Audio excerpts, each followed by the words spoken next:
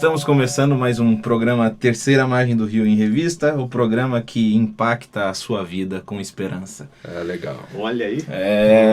Lucas, você é um cara que devia ter... Você fez publicidade? Cara, não. Você é muito criativo. Mas eu eu já dei aula lá, cara. Já me disseram isso. Eu fico muito feliz com esse elogio. Você é criativo e dinâmico. Né?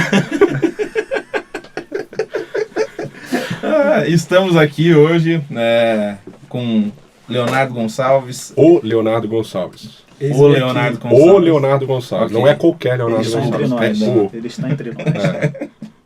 Ok. Estou aqui de fato. Felipe Valente, Edson Nunes e eu, Lucas Iglesias. Isso. Então, no nosso programa de hoje, a gente vai discutir um pouco sobre algumas relações entre religião e política. Você queria falar alguma coisa lá? Não, isso. Política e religião. Desculpa. Política e religião. E igreja e Estado. Então... é isso aí. Acho que a gente podia começar falando sobre os dois personagens bíblicos que serviram como políticos em corte estranha, em corte estrangeira, José e Daniel. Que inclusive tem uma relação linguística entre eles, né? Uma relação linguística entre José e Daniel. É bem interessante.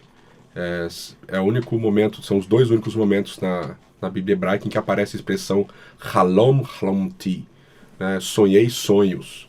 Então é bem interessante. Aparece só em José quando o faraó fala, sonhou os sonhos. E depois aparece em Daniel capítulo 2 com o faraó falando que sonhou os sonhos. Sonhei sonhos. No caso, né? Nabucodonosor, desculpa. Lá em Daniel capítulo 2.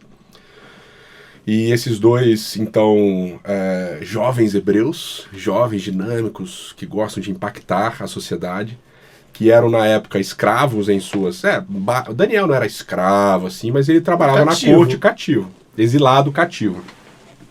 Mas José estava preso, os dois então interpretam os respectivos sonhos de Faraó e depois de Nabucodonosor. E após a interpretação desses sonhos, eles ganham um lugar de destaque aí nas cortes, né? Administrativo. José, ele é colocado como se fosse um primeiro-ministro, vamos dizer assim, e é dado um nome para ele egípcio, bem interessante também, Sefanato Paner, né? O descobridor do invisível, do oculto, descobridor do oculto e tal. Que tem tudo revelador. Que tem tudo a ver com as religiões egípcias, inclusive. Sim, né? Ele era o revelador do oculto, né? Do escondido. E Daniel, que passa a atuar na corte com Nabucodonosor, como uma também espécie... Tem um nome novo, que já tinha sido dado no capítulo 1, então são várias relações. Mas são dois que trabalham nas cortes estrangeiras e se mantêm fiéis, né? Vamos dizer assim. É isso. Acabou? Acho que sim, né? São 20. Vocês ouviram? Mas aí a gente tem... Eu acho, principalmente na história de Daniel, eu gosto de falar isso sempre na sala de aula, quando eu dei Daniel, né, uma vez na minha vida, mas quando eu dei Daniel, lá no curso de teologia, eu gosto sempre de apontar para um aspecto interessante, né? No capítulo 1, quando Nabucodonosor ele pede para o chefe das tropas dele escolher o pessoal que ia cativo com ele, ele fala assim, pega os melhores, os mais inteligentes, os mais distintos. Então quando ele pega Daniel para levar para a Babilônia cativo, Daniel era dos melhores dentre os príncipes de Judá, dos mais entendidos, dos mais inteligentes, né? Os mais promissores. Os mais promissores, mas mais inteligentes mesmo. Sim, promissor no sentido... Pega o melhor aluno lá e capacidade, tal, né? Capacidade. E aí quando ele chega na Babilônia, também no capítulo 1, ele se destaca como o melhor da turma, né? Isso é sempre interessante fazer essa ligação, porque Daniel, ele era o melhor nas coisas do povo dele, e no final do capítulo 1 ele se torna o melhor das coisas do povo da Babilônia. Então não é que ele ficou na Babilônia estudando 3 anos e não tinha ninguém parecido com Daniel e seus amigos, né? Eles eram 10 vezes mais inteligentes. Inteligentes no quê? Na cultura e na religião babilônica. Eles se destacaram na cultura e na religião babilônica. O capítulo 1 fala isso, né? Que eles foram chamados justamente para serem versados na língua e na cultura dos caldeus, né? Exatamente. Então a gente vê que não foi só um cara que foi para lá, como a gente gosta de imaginar muitas vezes, né? Dá um testemunho a respeito de como os hebreus viviam. A respeito de Deus, e pronto, ele deu e foi embora na corte. Não, ele se envolveu com a cultura babilônica, ele trabalhou na corte. Tanto é que ele permanece depois que ocorre a transição de impérios e tal, né? Ele continua trabalhando. Interessante essa questão da adaptação cultural, talvez mais forte ainda seja o que é dito a respeito de José, que ele era reconhecido como um egípcio. As roupas dele eram de egípcio, toda a sua maneira de se portar, ela estava totalmente de acordo com a cultura egípcia, que no conceito nosso de hoje é uma cultura pagã. Chega ao ponto de alguns nem saberem que ele era da origem que ele era. Quando os irmãos chegam, há uma surpresa para alguns, né, dentro do próprio povo egípcio. Ele não estava ali toda hora falando, gente, eu tô aqui com vocês, mas eu sou hebreu, né? Eu não faço isso, eu não como aquilo, eu sou diferente de vocês. E você percebe nas duas narrativas de Daniel e de José que os dois eram bons naquilo que eles faziam, né? Nabucodonosor reconhecia... Foram escolhidos por competência. Eles foram escolhidos pelo dom que Deus deu, né? Vamos pontuar isso. Deus deu o dom de interpretar sonhos, e por isso eles foram escolhidos, mas trabalhando no dia a dia, os dois eram reconhecidos como caras competentes. Eles faziam bem feito o trabalho deles, né? E o que me chama atenção também é essa coisa do cara ali, ele não diz nada, né? Ele tem uma maneira de enxergar a vida, ele se porta em algumas circunstâncias. Em momentos específicos, a Bíblia diz a maneira como o cara se comporta, e aquilo ali é um sinal de que ele, na verdade... É maior do que ele fala, né? Exatamente. Desculpa. Mas nos amigos de Daniel você vê claramente isso, né? Por exemplo, eu vejo isso quando eles saem da fornalha, né? E eu acho que assim, se tinha uma oportunidade para eles... humilharem o imperador, o rei na época, era saindo da fornalha, o rei falou, vocês vão ser queimados. Eles saem, e o texto até é meio irônico ao falar isso, né? Fala assim, eles não tinham nem cheiro de queimado na roupa, né, deles. Isso porque as pessoas que jogaram eles da fornalha morreram. Foram queimados. E daí eles vêm e não falam nada depois. Por que eles não falam? Porque não precisa falar. Quem fala por eles é o rei, né? Então o testemunho deles silencioso é o suficiente, né? Não precisa falar. E você vê mesmo Daniel e José, eles só falam no momento que eles interpretam os sonhos, né? Depois eles vivem. Eles só falam naquele momento, depois eles vivem. Então isso é bem interessante. Mas são os dois únicos casos assim, interessantes que a gente pode nomear. Os outros casos que existem são os casos políticos dentro de Israel. E não necessariamente trabalhando, por exemplo, Esther, né? Ela tá dentro do palácio e tal, mas não é necessariamente uma funcionária. Ela não é eleita, né? Por algum dote especial, outro que não, beleza. Que não os atributos físicos. Bonita, né? Bonita, devia ser muito bonita, Esther. É isso aí. Usando esses 3 exemplos, são os únicos 3 exemplos que a gente tem, que ainda seriam casos mais difíceis até do que hoje em dia, que vivemos num estado laico. De onde vocês acham que vem essa... Por que as pessoas ficam tão pouco à vontade quando cristãos se envolvem com política? Ou quando o cristianismo e política se misturam? A que vocês atribuem isso? Por que vocês acham que deixa tão desconfortável? Eu tenho assim, acho que por um lado, eu já tenho até a resposta que eu queria sugerir, mas eu queria falar mais a respeito disso e tentar contrapor o que nós vivemos hoje ao que aconteceu no passado e talvez a gente lembrar também de alguns argumentos. O principal motivo é, talvez no caso brasileiro especificamente, a política não é algo muito bem visto e não é algo muito bem quisto. É mesmo, nunca tinha reparado. Então, aquela coisa de você se misturar com coisas que são impuras, também a pouca credibilidade que se dá às pessoas que buscam esse tipo de trabalho, ou que têm esse tipo de habilidade, de pensar que se forem tentados não subsistirão as tentações da corrupção, da vida política, do poder, do dinheiro. O poder corrompe e tal. No caso... mas tem uma outra coisa que me chama muita atenção, é que tem o lance da austeridade de vida de quem se envolve muitas vezes com política e com um discurso muito moral, baseado em moralidade e tal, e se percebe claramente que a maneira como essa pessoa enxerga a vida no paralelo à política é esquisita, entendeu? Então a gente sempre fica... Eu vou falar por mim, assim, eu fico também com um certo preconceito quando alguém que, por exemplo, vamos lá, falando claramente, um pastor ou algum líder religioso, líder de uma igreja, fala assim, agora eu tô me candidatando aí a um cargo político, né? Logo de cara você já bota o pé atrás, porque o lance do discurso moral sempre está na frente do desejo do cara de transformação da sociedade, né? A política ela não tem, ela perdeu o ar de vocação, né? Essa coisa, cara, tô vocacionado a ser político, né? Estranho.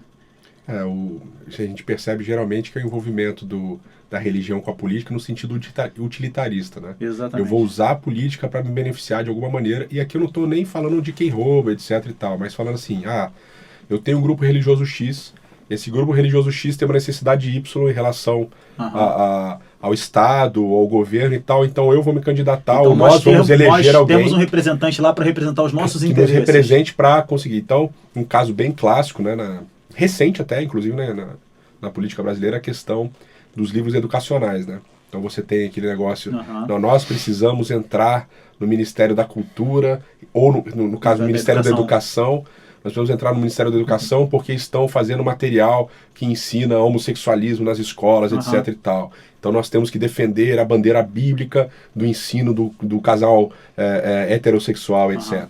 Nas escolas se ensina evolucionismo, mas não se ensina a possibilidade de criacionismo. Então nós temos que colocar alguém lá, sou eu, Edson Tossino mesmo, tem que colocar alguém lá nesse momento da Câmara lá, né, nas comissões lá da Câmara, alguém lá que nos represente para colocar o criacionismo também.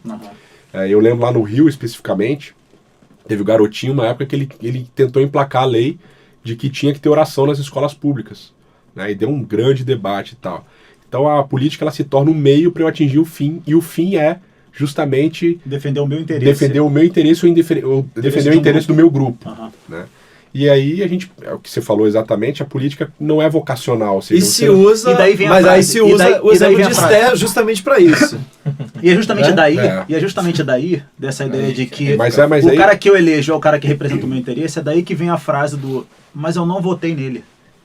É engraçado, né? Mas eu não votei nele. Mas votando você ou não no cara que ganhou, ele tem que representar também o seu interesse, embora você não tenha, ele tem que representar todo mundo. E ele também, quando é eleito, ele tem que pensar nisso também, né? Lembra do Eurico Miranda? Eu não tô sendo eleito para ser... eu lembro quando ele foi eleito. Não, eu fui eleito para representar a nação vascaína. Não fui eleito para cuidar de projeto social para ninguém. Ele falou isso. Mas é isso mesmo, a ideia. A questão dos pobres e tal, não, eu acho importante. Tem gente aí para cuidar disso. Mas quem me elegeu foi o Vasco da Gama. Não é só o eleitor que vê a política assim, é o eleito que também vê a política assim. Eu tô aqui para representar, então vou lutar por eles. E o bem social, o bem maior, né? A manutenção do contrato social e dos controles sociais e tal, ou a mudança deles quando necessário, isso daí isso daí é secundário. É interessante que José ele administrou depois até se beneficiaram, os irmãos deles, descendentes de Jacó. Mas não foi só os irmãos. Não, mas o objetivo nem era os irmãos. Não era a nação egípcia. O objetivo era a nação egípcia. Era salvar uma nação pagã. Onde ele tinha sido escravo, etc. Onde ele tinha sido escravo, e a mesma coisa injustamente preso. E é a mesma coisa com Daniel, né? Quando ele está lá, você vê, o Nabucodonosor conta o segundo sonho, o primeiro já é ruim para Nabucodonosor, porque o sonho é de que ele vai passar. Mas aí quando Daniel começa a falar, ele fala assim, olha, revive eternamente e tal, olha, que isso não aconteça, etc e tal. Ele sabia que ia acontecer, mas ele tem uma certa sensibilidade com a posição do rei. Agora, no segundo sonho, que me chama mais a atenção, é que o sonho era todo contra o Nabucodonosor, do Nabucodonosor ir para o campo, etc e tal, e Daniel fala assim, rei, que isso venha sobre os teus inimigos, que isso não venha sobre ti, que isso não aconteça sobre ti e tal. É uma espécie de alerta, que a preocupação não é o grupo social dele. Por exemplo, esse cara destruiu o templo. Ele que me trouxe aqui, né? Esse cara destruiu o templo, esse cara matou um monte de gente lá em Judá, em Jerusalém. Eu quero mais é que esse cara se exploda. Que seria o pensamento de Jonas. Que seria o pensamento de várias pessoas hoje, inclusive, né? Eu tô no Congresso, eu fui eleito pelo meu grupo social, né? XYZ, ou pela minha igreja e tal. Eu quero que se exploda o universo, eu vou pensar neles, né? E esse discurso raivoso, de uma certa maneira, de exclusão do outro, a gente não encontra na Bíblia, né? E eu acho, pelo contrário, voltando ao que você falou no início, Léo, eu acho que talvez, no início não, ainda há pouco, até meio subconsciente na nossa cabeça, a ideia de que religião, quer dizer, o Estado e o cristianismo, eles não funcionaram muito bem, né?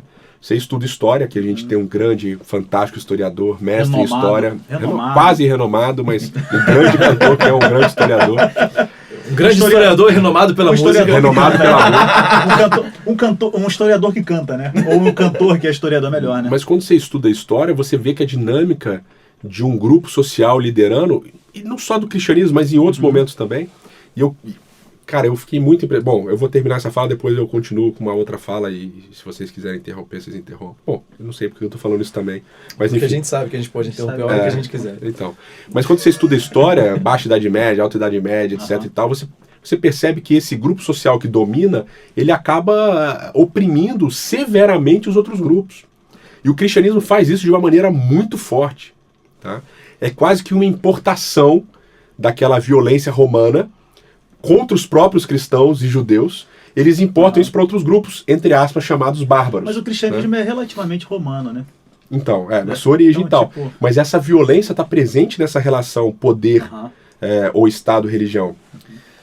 Mas isso é o lance dos fins justificarem os meios. Não, a violência para me defender e para defender os meus ideais que são certos é correta. A violência para defender o que é errado, o que está errado. Então, ou seja, o problema não é violência. O problema é violência contra mim, contra o que eu acredito, porque o que eu acredito é verdade, porque o que eu acredito é o... Cara, você percebe, e isso quando você visita a Espanha, é um negócio impactante, né? O Império Mouro, né? O período da Reconquista e tal. Cara, quando eles conquistam a Península Ibérica, eles dominam o reino por quase 500 anos. Cara, é impressionante a valorização das culturas diferentes. Você visita, por exemplo, tem uma cidade perto de Madrid, uma das poucas cidades que eu consegui conhecer na Espanha. Você visita o Castelo, né, a região do Castelo, em Toledo e tal, uma cidade muito bonita. Mas você vê, tem uma sinagoga, tem um mosteiro, tem uma igreja.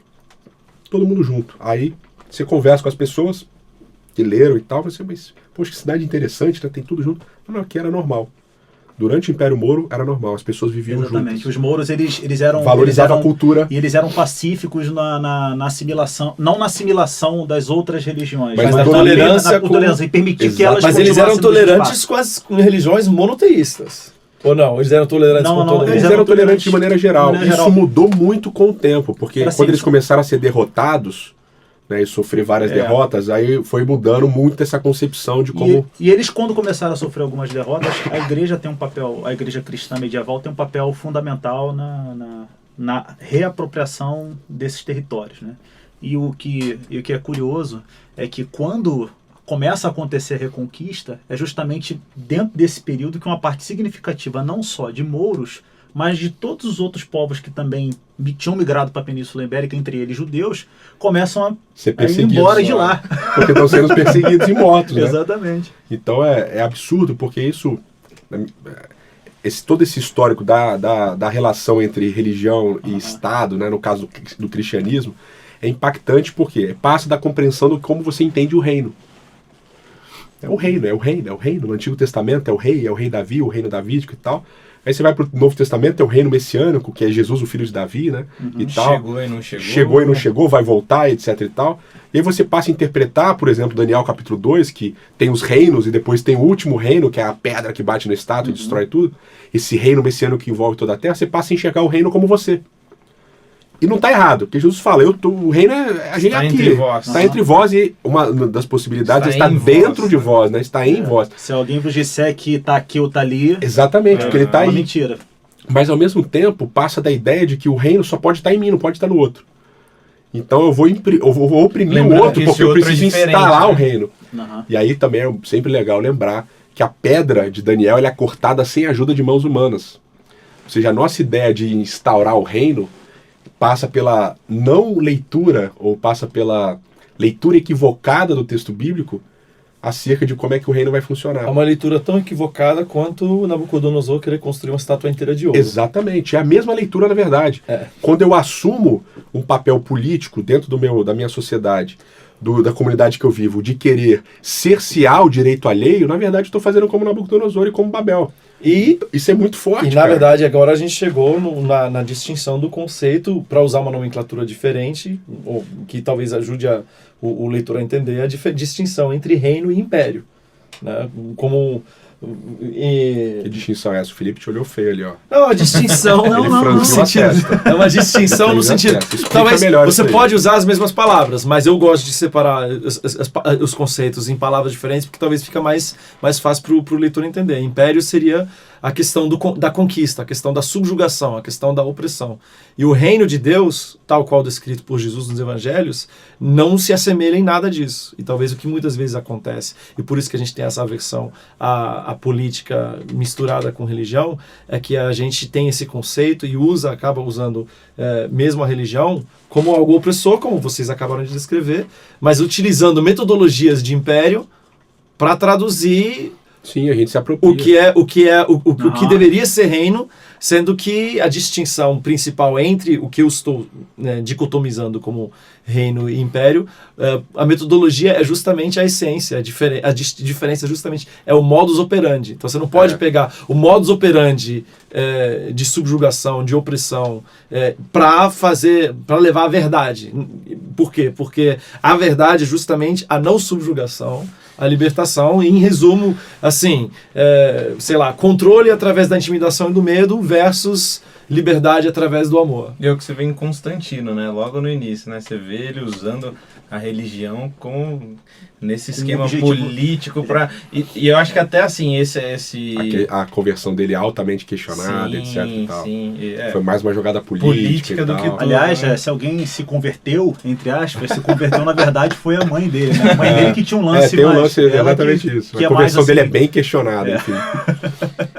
E até rola um trauma, né? Acontece uma espécie de trauma, né? Em olhar o que ele fez e o que aconteceu ao longo da história. Poxa, agora... Só que o trauma daí chega no outro extremo de eu olhar para o que aconteceu na história em relação com o cristianismo. Cara, e falar assim, poxa, agora por causa disso a gente não tem que nem chegar perto e daí olha que interessante, se distancia, né? Olha que interessante, ao extremo. Né?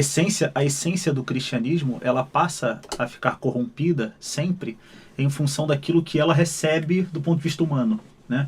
Por exemplo, Constantino, ele perseguição e tal. Chega um momento em que é mais interessante assimilar, né? Quando ele assimila, o que ele faz? Ele dá poder. Quando você tem poder, aí os caras que eram perseguidos, que ficam escondidos, eu ia falar exatamente e tal, isso, Felipe. que se lascam, Cara, tudo quanto é lugar. A Vanessa, minha esposa, né, ela estudou na Unicamp, fez sociologia e antropologia. E ela fez uma matéria, ela participava de um grupo que era Grupo de Estudos Brasileiros, né? O SEB. Aí, nesse grupo de estudos brasileiros, ela teve que estudar, ela estudou parlamentares, juristas, sociólogos da década de 20, 30, etc e tal. E uma das coisas que mais impressionou a Vanessa nessas leituras era como os negros cuidavam de escravos. Que você vê nos campos de concentração até. Exato, os judeus que quando eles cuidavam dos outros judeus. Então a Vanessa leu e comentou comigo, falou assim, a primeira coisa que o escravo alforreado fazia era comprar o escravo. E ele tratava pior os escravos. Mas porque era o modelo de comportamento que ele tinha. Sim, tudo bem, que é o modelo de comportamento que ele tinha. Mas veja, quando a gente fala de cristianismo... Ou até para ratificar a posição dele. Posição social dele, exatamente. Exatamente. Mas isso acontece com os judeus no campo de concentração também. Os relatos da polícia judaica que trabalhava dentro dos campos de concentração. Os caras eram bárbaros também. Eram super duros e tal. E óbvio, tudo bem, tem uma série de coisas nos dois lados que a gente está ignorando aqui, porque a gente está falando de um assunto. Mas, tirando isso de lado, a gente esquece que o cristianismo é a religião do outro. Né? A religião bíblica é a religião do outro, é a religião de olhar o outro. Então, quando você, que é o cristão perseguido, morto pelos romanos, etc e tal, quando você assume o poder, você reproduz esse pensamento? Não faz sentido. Teoricamente não. Então, não faz sentido, porque você está justamente contra aquilo. E é exatamente o que acontece com a igreja cristã hoje. E aconteceu no antigo Israel também. Vocês lembrem que vocês foram escravos na terra do Egito e não façam isso. Acontece até antes de Constantino, a própria arrogância de Pedro, quando ele vira líder da igreja e tal, quando começa a acontecer as primeiras, entre aspas, conversões, e tal. Entre aspas, por quê? Não foram conversões? Não, mas quando a gente fala conversão, a gente fala que é a conversão pro cristianismo. E Pedro era judeu, caramba. Mas eu tô falando de agora entendi. Conversão. Você mandou bem, Léo. Você que entendeu. Continua, Valente. Mas talvez o ouvinte fosse tão ignorante quanto eu. Então foi bom eu ter falado. Vamos falar de conversão no sentido real da palavra. A conversão seria a assimilação do Messias e tal, né? Então, cara, quando começam as primeiras conversões e tal, Pedro começa a ficar pop. E você vê, o chamado de Cristo para eles no início do livro de Atos é para eles saírem de Jerusalém e pregar, e ele não sai. Quer dizer, tem uma frase do amigo Vários meu, não né? saem. Vários não saem. E tem uma frase do amigo meu que fala assim: Deus teve que arrancar de dentro de Saulo um Paulo para pregar para fora, porque os caras não iam. E quando teve o primeiro concílio em Jerusalém, o Paulo volta. E o negócio tá pegando Abominam fogo ele, né? lá, bicho. De uns negócios malucos, o assunto era circuncisão, era. Meu, e ele falou assim, cara, como assim, né? Então, nós somos tanto tempo oprimidos pelos gentios, agora que eles estão vindo, o que a gente vai fazer com eles? É uma loucura, né? Mas a gente vê, é sempre bom a gente talvez terminar, como diria o nosso querido amigo Arraes, que está hoje entre nós aqui, é sempre bom a gente pousar o avião. Botar a bola no chão, botar né? a bola no chão para o nosso ouvinte, né, participar melhor. Mas a gente olha para hoje e é chocante, né? Quando você vê líderes religiosos abominando e lutando contra, e oprimindo, e detonando mulheres, negros, judeus, gays, homossexuais, etc. Minorias que já foram exterminadas praticamente, como é o caso da maior parte das comunidades indígenas e quilombolas e tal, Sim. como há um ódio contra essas minorias, e um ódio esquisito, né? Porque Por parte de uma maioria. A gente vive no Brasil, a gente é uma maioria, né? Talvez não protestante, né? Mas uma cristã. boa parte, mas cristã, uma maioria cristã, que não está preocupada com nada não, está querendo mesmo dominar para imprimir nos outros os seus valores. E não é essa a essência do cristianismo, né? Desde o início, né? Então, Lucas? Acho interessante, né? Até talvez dentro desse contexto pode se encaixar Mateus 25, né? Fui estrangeiro e hospedastes-me. O estrangeiro no contexto bíblico é muito mais uma questão religiosa do que uma questão puramente de nacionalidade. Então, como é que é pra gente tratar o estrangeiro? Como é que pra gente tratar o outro, que talvez cuja crença seja até contra a minha, né? Não é de eu tentar subjugá-lo, mas de hospedá-lo. E talvez através dessa convivência, voltando ao começo, José e Daniel, que possa haver algum tipo de aproximação. Muito É bom, isso? muito bonito. É isso. Então, esse é mais um programa Terceira Margem do Rio em Revista, e aguardamos vocês no nosso próximo programa. Um abraço.